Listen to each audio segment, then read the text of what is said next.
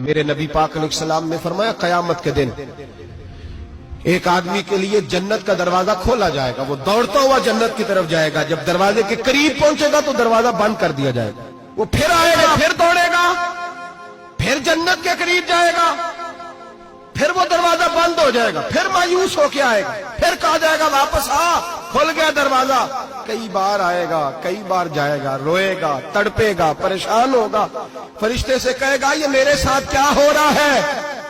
تو وہ فرشتہ کہے گا وہی ہو رہا ہے جو دنیا میں تو اللہ کے بندوں کے ساتھ کرتا تھا، تو لوگوں کے مذاق اڑاتا تھا، بوڑھوں کا مذاق اڑائے، بیماروں کا مذاق اڑائے، غریبوں کا مذاق اڑائے، وہ سمجھدار ہے؟